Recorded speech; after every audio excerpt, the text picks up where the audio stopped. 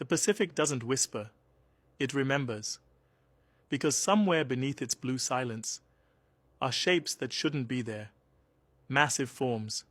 Not reefs, not volcanoes, but architecture. Measured, mapped, and aligned with precision. Not in myth, in sonar, in satellite, and in the oral stories that never forgot. Let's go deeper. There's a sunken monument off Yonaguni, Japan, 26 meters underwater, with steps, platforms, terraces carved at 90 degrees. Geologist Dr. Masaki Kimura spent 15 years diving and measuring it. He wrote, "These formations are not the result of simple erosion. They display intention, markings, pathways, even tool use. The angles match solar alignments. Some structures even mirror nearby temples. But mainstream science still calls it natural." Natural? When the platform points at the summer solstice, just like Giza, just like Stonehenge, that's not random, that's memory in stone. Further south in Micronesia, you get Nan Madol, a floating city of 92 artificial islets, built with basalt logs, 750,000 tons of them. No quarry on the island, no known tech to lift them.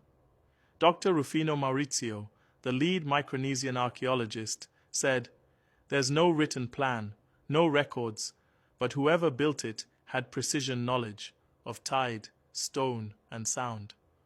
Local elders say giants built it, others say sorcery. But underwater sonar scans show the site continues beneath the seafloor. How old is that? Then you've got Mua in Tonga. Stone drillithons, with no inscriptions, just balance. But when archaeologists used ground-penetrating radar, they found foundations that extend beneath the waterline, buried, flooded, forgotten. Now here's where it gets wild. Back in 1926, James Churchward published The Lost Continent of Mu.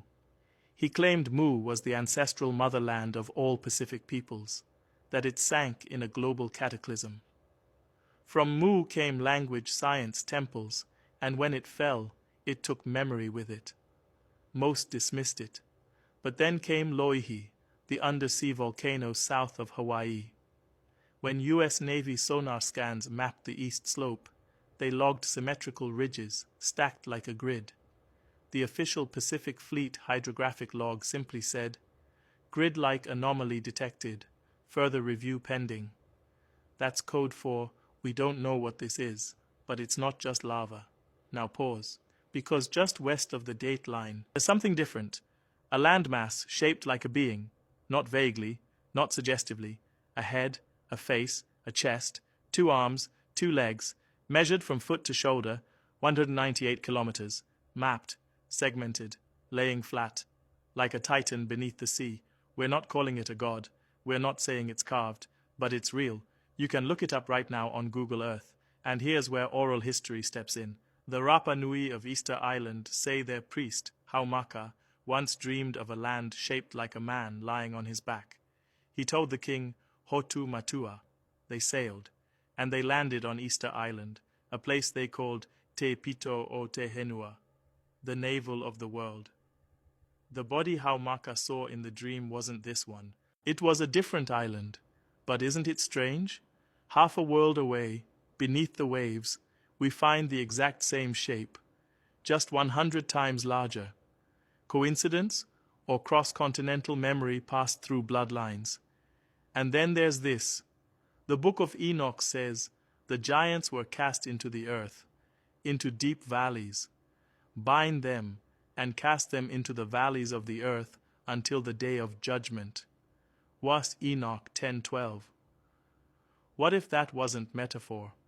What if some of these shapes we call landforms are the last remnants of something we were never meant to find?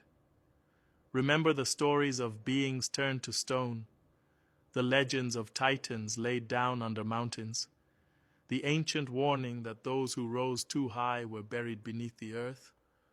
Well, now we have measurements, we have depth scans, and we have coordinates. The Pacific doesn't just hold secrets, it holds records, megaliths, monuments, and maybe memories. The only question now is, are we finally ready to see what's down there?